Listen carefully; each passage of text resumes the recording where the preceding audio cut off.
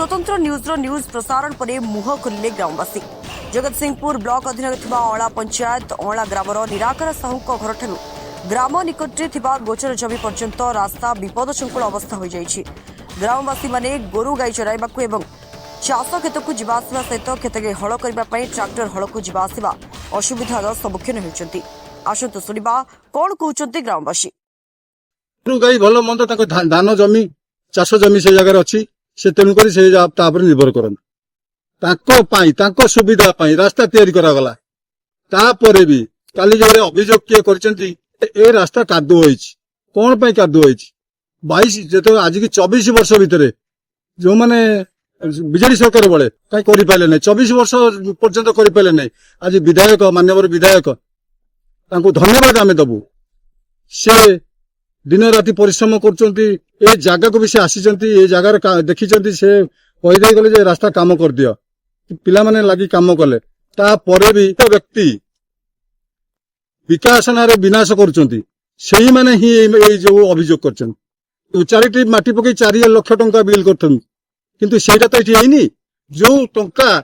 जेतिकी 4 लाख अपन देखंतु बोर्ड लिखा 4 लाख 8 लाख टंकार काम करा जायछि। गाँर किछि मुरबी श्रेणी लोक आसिक अभियोग कले ना आ किछि रास्ता बढ़ाई दियो काम होउछि। आपण देखुचंती निराकार साहू घर ठारू माइनर केनाल पर्यंत किंतु माइनर केनाल ठारू आउरी 1/2 किलोमीटर रास्ता अधिक कराइछि। से ग्रामवासी किंतु खुशी अछंती किंतु व्यक्ति माने हिंसा पुराण जे सही पारु नांती 24 वर्ष भीतर आकु देखि पारु नथले आ रास्ता कथा चिंता कर नथले जेतेबेले रास्ता तैयारी गला तापर तार अपोजिट कथावार्ता से करछुन ता भीतर राजनीति करा जाउछि। मु तांकु पचारे पई चाहूछि जे तमे 24 वर्ष कौन तमे विकास करछ विकास बदली से विनाश करछंती किंतु विकास करनांती। विनाश आम पाखे हिसाब अच्छी आगु को आम हिसाब मागिबू आमे भी हिसाब दबू। जगबंधु पंडा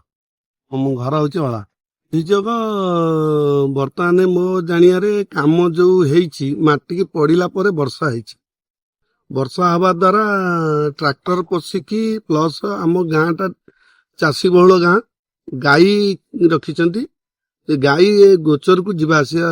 सबुदिन पे जाऊँ जे वर्षा नेहला पर से नुआ माटी पड़ी जेटा कादुओ तो निश्चिंत हम से आम कौन कर से माने कंप्लेन करुछंती जे एटा किंतु रास्ता नथला आमे भारी खुशी रास्ताटा हेइछ। सरकार को धन्यवाद दबु आमे एमएलए को जणेला पर से जे आम कथाटा सुनिचंती सेईटा भी आमे एमएलए को भी धन्यवाद दउछ। बहुत अभियोग करछ 24 वर्ष शासन आमे बहुत थर कहिछु कहला परे खाली माटी गंडे पकई देबे किछि आ सुनिबेनी से बिल करी खाई चली हेले सेतळे आम कथा कर्णपात भी कले ने एमएलए को अभियोग दैथलु एमएलए आस्तिले एटी गोटे आमर कंपानी खोला शुणु रास्तार जेहेतु नथला किछि निजे भी एमएलए आसपे चल चली आसते कादुओ ये तापर से आग तुरंत पदक्षेप नेले कहले आग एटा को कर। ग्रामवासी माने माने खुशी अच्छु जे आम कथा से शुणी बहुत प्रशंसा करू आ धन्यवाद दबू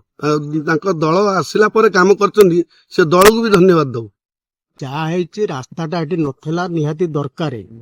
किंतु रास्ता से मैंने आरंभ कर भल कर बर्तमान जो वर्षाटा है जो माटी फाटी पकईले कादुओ है से ट्रैक्टर गोरु गाई भल मंद जीवा आसा द्वारा कादुओ बहुत होगा आर उपाय किसी ना ये वर्षा छाड़ा शुखिला से माने माटी फाटी पकईकी कंप्लीट करेंगे कौन अच्छी से असुविधा तो किसी ना जो जो कम हो तथापि माने जेती काम हवा कथा डबल काम हो